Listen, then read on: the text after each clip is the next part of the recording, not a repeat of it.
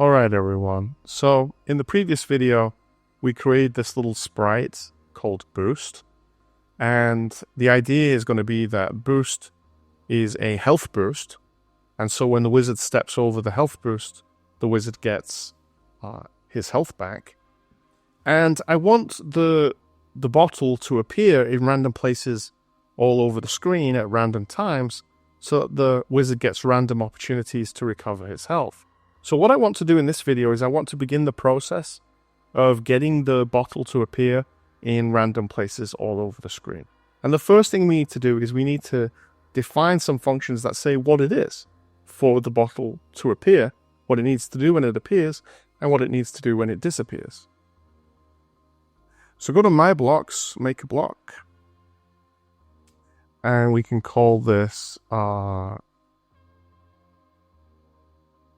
bottle appear. Oops. And then we'll create another block called bottle disappear.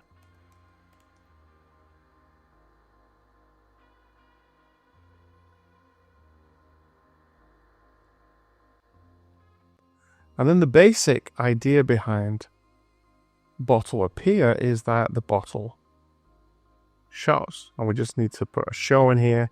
And because we're in the boost bottle code, this means show the boost bottle. And then for disappear, the basic function is hide. However, we need a little bit more than that. So the reason is we need something that tells the wizard whether or not the bottle is ready to be consumed. So if the bottle is invisible, what that means for the purposes of game mechanics is that it's undrinkable, right? So as far as the wizard's concerned, it doesn't actually exist. If he can't see it, it doesn't exist. Now, Scratch might actually be giving it a location on the screen, but as long as it's hidden, it doesn't count as drinkable. And so we need to set a variable that's going to let the wizard know whether or not it's drinkable. That's to say whether or not it's visible. So we're going to make a variable, and we're going to call it bottle visibility, and it'll be for all sprites. You don't need to see it on the screen. And we're going to put in a function here that's going to set the bottle visibility in both cases. And you can probably guess what it's going to be. So here, bottle visibility will be, well, it's just appeared, so it's going to be set to visible. And here it's just disappeared, so it's going to be set to invisible. And again, that's just going to let the wizard know whether or not the wizard could drink it. Now we might want a sound effect for when the bottle appears, so I'm going to go to sound, and I actually selected one earlier that I quite like. So choose a sound, and you're going to look for the one that's called glug, G-L-U-G. That's being slow.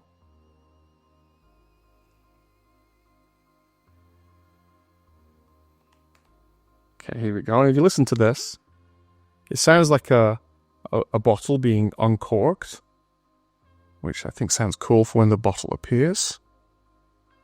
And so, sounds, and what do we have? Start sound glug.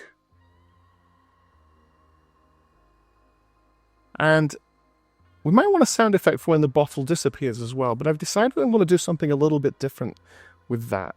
So what I'd like for when the bottle disappears is, before the bottle disappears, I'd like there to be a kind of warning noise, a kind of ticking noise, that lets the wizard know that he's running out of time to consume the bottle, and he better run over and get it straight away.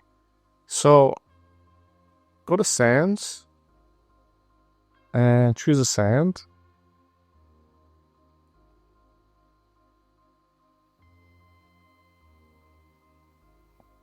And it's being slow. Okay. And I'm looking for clock ticking. Here it is. I'm going to take that. I'm going to listen to that. That's how that sounds. So now go to code, Let's create a new block. And we're going to call this bottle timer.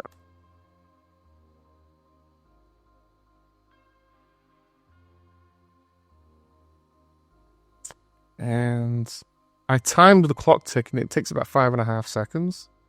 So what I'm going to do is I'm going to actually, maybe a simpler way of doing this is just, sorry, it should be sound, not looked. Play sound clock ticking until done. I was going to put a wait 5.5 seconds in there, but maybe we don't need that. Okay, so hopefully what I'll do then is when this gets called, instead of calling it on its own, I'll first call bottle timeout, then I'll wait for bottle timeout to do its thing before bottle disappear gets called, and so it'll create this kind of this effect of the clock being run down. But right now, none of these do anything because they've not been called by any other code. They're not integrated into the program. So that's what we have to do in the next video, and I will see you there. Thank you for listening, and if you find this video useful, please hit like and subscribe.